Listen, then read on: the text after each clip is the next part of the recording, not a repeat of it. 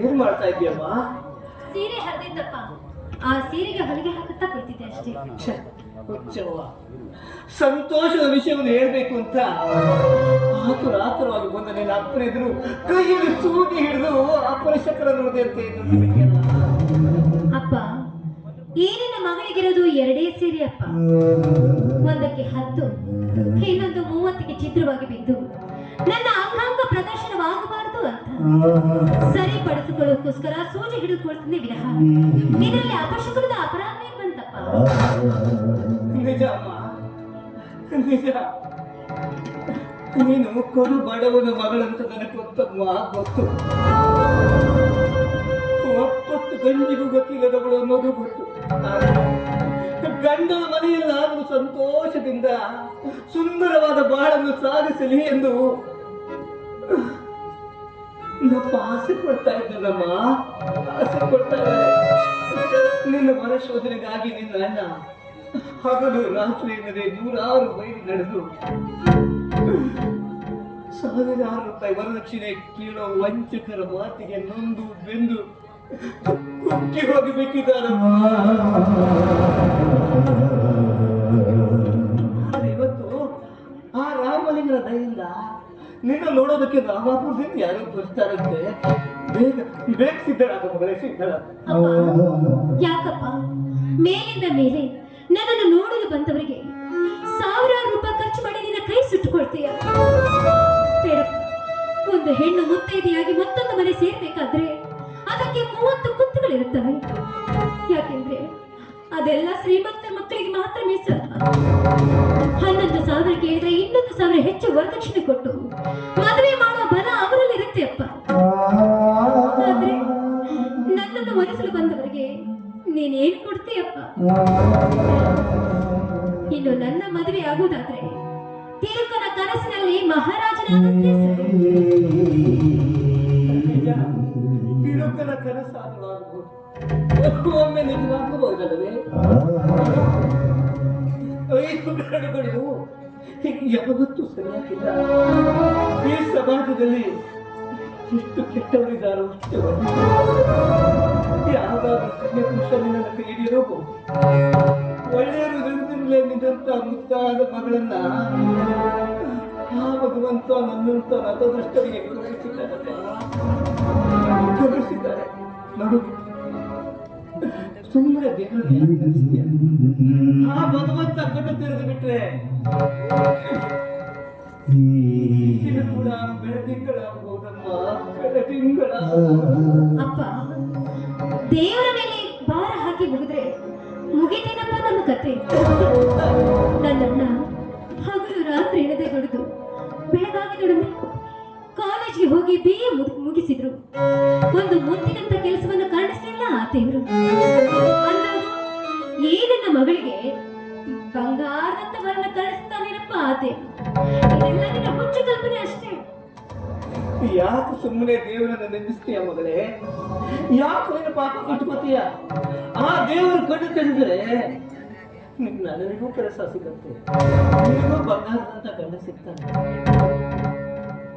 ಸಿದ್ಧರಾಗಮ್ಮ, ಸಿದ್ಧರಾಗ. ಸರಿಯಪ್ಪ, ನನ್ನ ಗೆಳತಿ ಮನೆಗೆ ಹೋಗಿ ಯಾವ್ದಾದ್ರು ಒಂದು ಸೀರೆ ತಗೊಂಡು ಬರ್ತೀನಿ. ಯಾಕಪ್ಪ?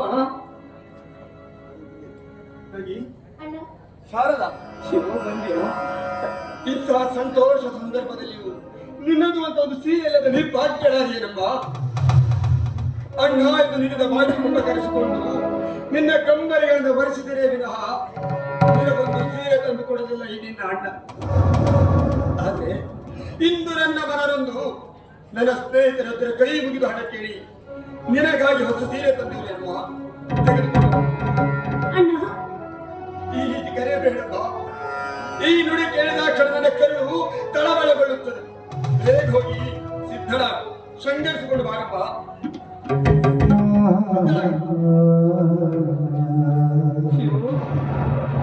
ಶಿವಾನಂದ,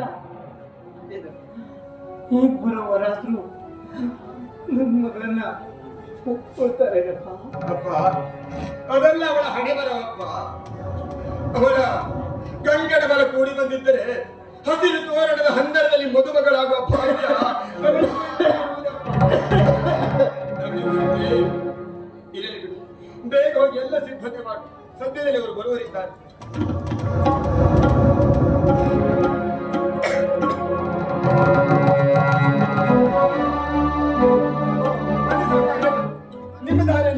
ಬಿಡ್ತಿದ್ವಿ. ಅಲ್ಪ ನಮ್ ದಾರಿ ಬಹಳ ಮಂದಿ ಕಾಯ್ತಾವ ಹಂಗಂಗೆ ಎಲ್ಲ ಸಿದ್ಧತೆ ಮಾಡ್ಕೊಂಡು ಹೋಗಿಲ್ಲ. ಎಲ್ಲ ಸಿದ್ಧತೆ ಆಗಿದೆ, ನೀವು ನೋಡುವುದೊಂದೇ ಬಾಕಿ ಉಳಿದಿದೆ. ಹಾ ಬೇಗ ತೋರಿಸ್ಬಿಡಪ್ಪ ನಿಮ್ ತಂಗಿಯನ್ನು.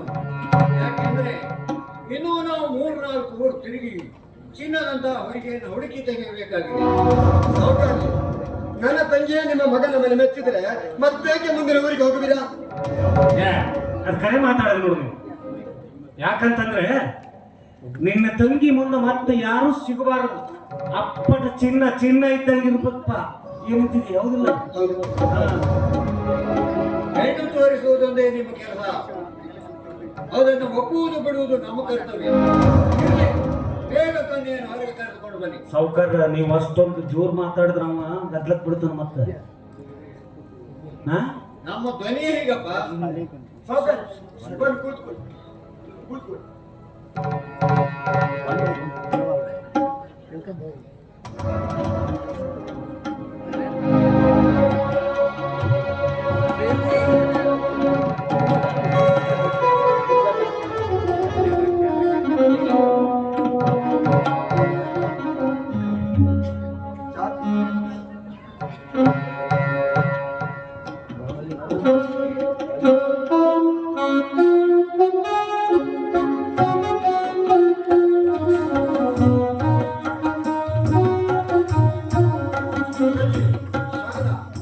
ಎಲ್ಲರಿಗೂ ನಮಸ್ಕಾರ ಮಾಡಮ್ಮ.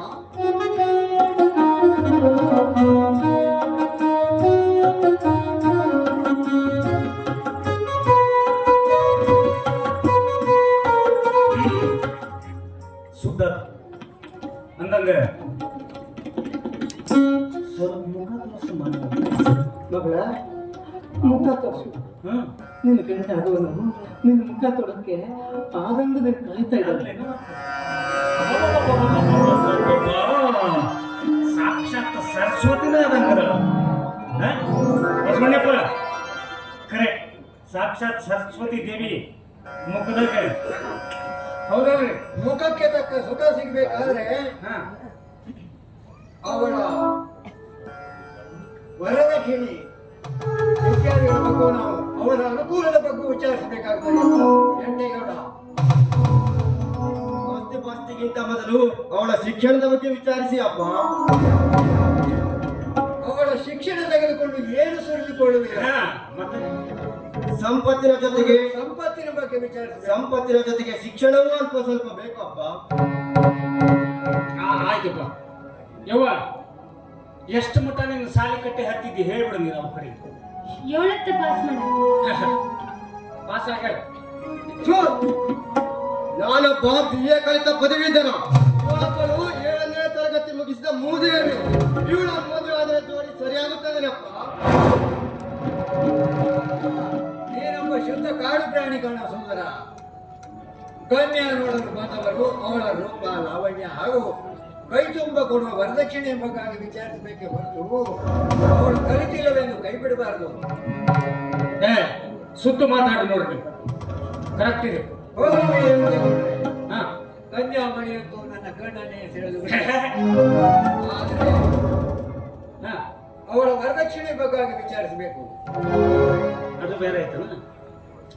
ಹಾ ನೋಡಪ್ಪ, ಅವ್ರು ಕೇಳಕತ್ತಾರ ತಮ್ಮ ಶಿವಾನಂದ ಬಸವಣ್ಣಪ್ಪ ವರದಕ್ಷಿಣೆ ವರೋಪಚಾರ ಅಂತ ಕೇಳಕತ್ತಾರ. ಏನಾಗತ್ತಂತ ಶ್ರೀಮಂತರೇ, ಇರುವೆ ಸಕ್ಕರೆ ಹರಳನ್ನು ಹೊತ್ತೊಯ್ಯುವುದೇ ವಿನಃ ಕಲ್ಲು ಚೂರನ್ನು ಹೊತ್ತೊಯ್ಯಕ್ಕೆ ಸಾಧ್ಯವೇ? ಈ ಬಡವ ಮುದ್ದಾದ ಮಗಳನ್ನು ಕೊಡುತ್ತಾರೆ ವಿನಃ ವರದಕ್ಷಿಣೆಯನ್ನು ಹೊರೆದು ಕೊಡಲು ಸಾಧ್ಯವಿಲ್ಲ. ಇವರೆಲ್ಲ ಕಣ್ಣೀರಿಗೆ ಕರಗಂಗಿಲ್ಲ. ನೀನು ಮದುವೆ ಅಂತಂದ್ರೆ ಒಂದ್ ಸ್ವಲ್ಪ ಕೈ ಸಡ್ಲಿ ಬಿಡ್ಬೇಕಾಕೈತಿ, ಹೌದಿಲ್ಲ? ನೋಡ್ರೆ, ನನ್ನ ತಂಗಿ ಶ್ರೀಮಂತರ ಮನೆ ಸೊಸೆಯಾಗಿ ನಕ್ಕು ನಲಿದಾಡಲಿ ಎಂಬ ಆಸೆ ನನ್ನ ನರನಾಡುಗಳಲ್ಲಿ ಉಕ್ಕುತ್ತಾ ಇದೆ. ಆದರೆ ಈ ಬಡವರಾಗಿ ಹುಟ್ಟಿದ ನಾವು ನೀವು ಕೇಳಿದಷ್ಟು ವರದಕ್ಷಿಣೆ ಕೊಡೋದಕ್ಕೆ ಹೇಗೆ ಸಾಧ್ಯ? ಅಸಾಧ್ಯವಾದರೆ ನಮ್ಮಡಿಗಳನ್ನು ಹೊರ ಇಡುತ್ತೇವೆ ಎಂದು ಹೇಳಿ ನಡೆದು ಬಿಡುವಂತೆ ಕೂಡ. ಕಟುವಾಗಿ ನುಡಿದು ಕೈ ಬಿಡಬೇಡಿ. ಕಲಿತರು ಉದ್ಯೋಗವಿಲ್ಲದೆ ನಿರುದ್ಯೋಗಿ ಆದ ನಾನು ನನ್ನ ಮನೆ ಮಾರಿ ಆದರೂ ನಿಮಗೊಂದಿಷ್ಟು ಹಣವನ್ನು ಅರ್ಪಿಸಿ ನನ್ನ ಕೈಗೆ ನಾನು ನಿಮ್ಮ ಮಡಿಲಲ್ಲಿ ಹಾಕ್ತೇನೆ. ದೊಡ್ಡ ಮನಸ್ಸು ಮಾಡಿ ತಮ್ಮ ಹಿರಿದಾದ ಹೃದಯದಲ್ಲಿ ನನ್ನ ತಂಗಿಗೆ ಸ್ವತಃ ಸ್ಥಾನವನ್ನು ತಲುಪಿಸಿಕೊಡಿಸುತ್ತಾರೆ. ನೋಡು ಶಿವಾನಂದ, ಈ ರೀತಿ ಕಣ್ಣೀರು ಹಾಕಿ ಕೈ ಮುಗಿದು ಹೇಳಿಕೊಂಡ ಮಾತಿಗೆ ಒಮ್ಮಿಂದೊಮ್ಮೆಲೆ ಒಪ್ಪಿಕೊಳ್ಳಲು ಇದೇನು ಕಾಡು ಕಡಿಯ ವ್ಯಾಪಾರವಲ್ಲ, ಪಶುಗಳ ಮಾರಾಟವೂ ಅಲ್ಲ. ಒಂದು ಹೆಣ್ಣನ್ನು ಸೊಸೆಯ ಸ್ಥಾನಕ್ಕೆ ತಂದು ಅವಳ ಊಟ ಬಟ್ಟೆಗಳಿಗಾಗಿ ನಾವು ಕೂಡ ಹಳ್ಳದಂತೆ ಹಣ ಸುರಿಸಬೇಕಾಗುತ್ತದೆ. ಮತ್ತೆ ವರದಕ್ಷಿಣೆ ರೂಪದಲ್ಲಿ ನಾವು ಕೇಳುತ್ತಿರುವ ಹಣ ಅವಳ ಯೋಗಕ್ಷೇಮಕ್ಕಾಗಿ ಎನ್ನುವುದನ್ನು ನೀವು ತಿಳಿದುಕೊಳ್ಳಬೇಕು. ಶ್ರೀಮಂತರೇ, ಶ್ರೀಮಂತರೇ, ಬೆನ್ನು ಬಾಗಿ ಕಣ್ಣೀರು ಸುರಿಸಿ ಕೈ ಮುಗಿದು ಬೇಡ್ಕೊಳ್ತೀನಿ. ನನ್ನ ಮಗಳನ್ನ ನಿಮ್ಮನೆ ಸೊಸೆಯನ್ನಾಗಿ ಮಾಡಿಕೊಳ್ಳಿ. ಇಲ್ಲದಿದ್ರೆ ನಮ್ಮನ್ನೆಲ್ಲ ಒಂದು ದೊಡ್ಡ ವಿಷ ಕೊಟ್ಟು ಸಾಯಿಸಿ ಬಿಡಿ ಶ್ರೀಮಂತರೇ. ಏನಿಲ್ಲ, ಕನ್ಯಾ ತೋರಿಸುತ್ತೇನೆಂದು ಕರೆದು ಕಣ್ಣೀರಿನ ನಾಟಕ ಮಾಡಿ ವರದಕ್ಷಿಣೆ ಇಲ್ಲದೆ ಮಗಳನ್ನ ಮತ್ತೊಬ್ಬರ ಮನೆಗೆ ಕಳಿಸಬೇಕೆಂದಿರುವಿರೇನು? ಹಣವಿಲ್ಲದೆ ನಿಮ್ಮ ಹೆಣ್ಣು ಒಬ್ಬನ ಮಡದಿಯಾಗಿ ಆತನ ಮನೆ ಸೇರಬೇಕೆಂಬ ಆಸೆ ಇದ್ದರೆ ಮದುವೆಯನ್ನಾದರೂ ಏಕೆ ಮಾಡುವಿರಿ? ನಿಮ್ಮಂತವರಿಗಾಗಿ ಸಾವಿರಾರು ಸೂಳೆ ಆರಾಮಾಗಿ ಕಾಲ ಕಳೆಯಬಹುದಲ್ಲ.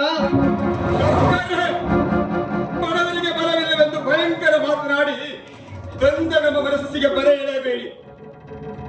ವರದಕ್ಷಿಣೆ ಕೊಟ್ಟಾಗಲೇ ಕೈ ಹಿಡಿಯಬೇಕೆಂಬ ಛಲ ನಿಮ್ಮದಾಗಿದ್ದರೆ ಈ ಭಿಕ್ಷುಕರ ಮನೆಯಿಂದ ತಾವು ದಯಮಾಡಿಸಬೇಕೆಂದು ಹೇಳುವನು ಮೊದಲನೇ ಆಲೋಚನೆ ಮಾಡಿ ಆಮಂತ್ರಣ ಕೊಡಬೇಕಾಗಿತ್ತು. ಇಷ್ಟೊಂದು ತಂಟೆ ತಕರಾರು ಮಾಡ್ತಾರೆ ಅಂತಂತಿದೆ. ಈ ಮನೆ ಕಡೆ ಬರ್ತಾನೆ ಇರಲಿಲ್ಲ ನಾವು. ಮದುವೆ ಎಂದರೆ ಹುಡುಗರಾಡುವ ಹುಡುಗಾಟಿಕೆ ಎಂದು ತಿಳಿದಿರುವೆ ಏನು? ಹಣವಿಲ್ಲದವನು ಎಂದು ಹೇಳಿದ್ದರೆ ನಿನ್ನ ಹೆಣ ಕೂಡ ನೋಡಲು ಬರುತ್ತಿರಲಿಲ್ಲ ನಾವು. ಹೋಗೋಣ ನಂಗಿದ್ರು ಒಳ್ಳೆಯ ಮನೆತನಕ್ಕೆ ಕರ್ಕೊಂಡು ಬಂದಿಲ್ಲೋ ಎಂತೇಗೌಡ? ಬ್ಯಾಸ ಮಾಡಕ್ ಹೋಗ್ಬೇಡ್ರಿ. ಮತ್ ಕನ್ಯೆ ಭಾಳ ಅದಾವ, ಜಾತಕನೇ ಭಾಳಷ್ಟು ಐತಿ ನನ್ನ ಕಡೆಗೆ ತೋರಿಸ್ತೀನಿ. ಈಕಿ ಆಗಿಲ್ಲ ಅಂತಂದ್ರೆ ಮತ್ತೆ ಇನ್ನೇನ್ ಮಾಡಿ? ಅಯ್ಯಪ್ಪ ನನ್ನ ಕೈ ಮಾಡಿ ಇಲ್ಲಪ್ಪ, ಏನಿಲ್ಲ. ನಿಮ್ಮ ಹಣೆ ಬರೋ ನೀವು ಹೆಂಗಾರ ಮಾಡ್ಕೇಬೇಕು. ಹೋಗ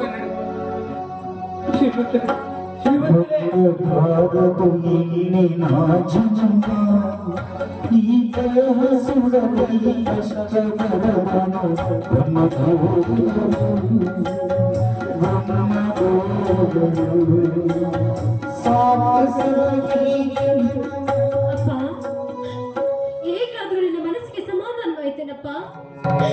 ಈಗಲಾದ್ರೂ ನಿನ್ನ ಮನಸ್ಸಿಗೆ ಸಮಾಧಾನವಾಯ್ತೆ? ನಿನ್ನ ಮನೆಯಲ್ಲಿ ಹುಟ್ಟಿದ ಹೆಣ್ಣು ಮಗಳನ್ನ ನೋಡಲು ಬಂದವರ ಕಠೋರ ನುಡಿಗಳನ್ನ ಕೇಳಿ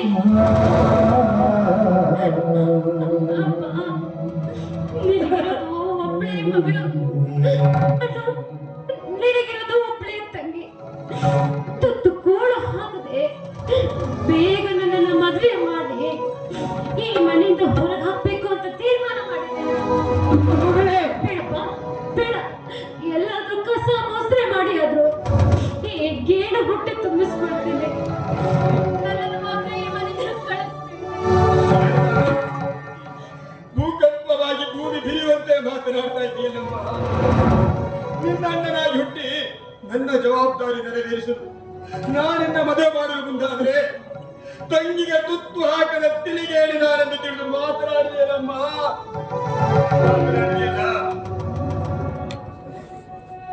ಮಗಳೇ, ನಿನ್ನೆ ಮದುವೆ ಮಾಡುವುದೇ ಕಷ್ಟವಾಗಿರುವಾಗ ಈ ರೀತಿ ಕಂಡ ತುಂಡ ಮಾತುಗಳನ್ನಾಗಿ ನಮ್ಮನ್ನು ಏಕೆ ಕಣ್ಣು ತುಂಡು ಮಾಡ್ತಾ ಇದೆಯಮ್ಮ? ಯಾವ ಪಾಪ ಕರ್ಮಕ್ಕೆ ನನ್ನ ಮಗಳಾಗಿ ನಿಲ್ಲಿಸಿದ್ದೀರಿ?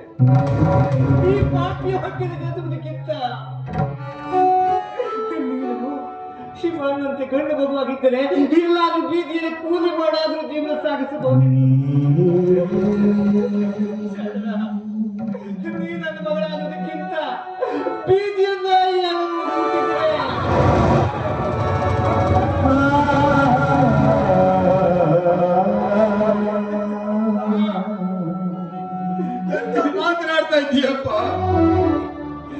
ಅಂತ ಮಾತನಾಡ್ತಾ ಇದ್ದೀನಿ. ಹೂವಿಗಿಂತಲೂ ಮೃದುವಾಗಿರುವ ನನ್ನ ತಂಗಿಯ ಮನಸ್ಸಿಗೆ ಈ ರೀತಿಯಾಗಿ ಮಾತನಾಡಿ ಯಾವ ನರಕಕ್ಕೆ ಹೋಗಬೇಕಿದ್ರಪ್ಪ? ಜೀವನವೇ ನರಕವಾದಾಗ ಇನ್ನೆಲ್ಲಿಯಪ್ಪ ನರಕ? ನಿನಗೆ ಬಡಿದುಕೊಂಡಿರುವ ಬಡತನದ ಭೂತನ ಪ್ರಾರಬ್ಧವನ್ನು ಮಗಳ ಮೇಲೆ ಹಾಕಿದ್ರೆ ಅವಳು ಏನು ಮಾಡ್ತಾಳಪ್ಪ? ಅವಳೇನು ಮಾಡ್ತಾಳೆ? ಮಗಳ ಹಣದ ತಪ್ಪಿಗಾಗಿ ನಾನು ಹೆಣವಾದರೂ ಚಿಂತೆ ಇಲ್ಲ, ಮಗಳ ಮದುವೆ ಮಾಡುತ್ತೇನೆಂಬ ಮಹತ್ವಾಕಾಂಕ್ಷೆಯಿಂದ ನೀಡಬೇಕಪ್ಪ. ನಿನ್ನ ಜವಾಬ್ದಾರಿಯನ್ನು ನಾನು ಹೊತ್ತು ತಂಗಿಯ ಮದುವೆಗೆ ನಾನು ಪೂರ್ತಿ ಮಾಡ್ತೇನಪ್ಪ, ನಾನು ಪೂರ್ತಿ ಮಾಡ್ತೇನೆ. ನನ್ನ ತಂಗಿಗೆ ವರ ನಿಶ್ಚಯವಾಗುವವರೆಗೂ ಹನಿ ನೀರು ಕೂಡ ಮುಟ್ಟುವುದಿಲ್ಲವೆಂದು ನಿನ್ನ ಪಾದ ಸಾಕ್ಷಿಯಾಗಿ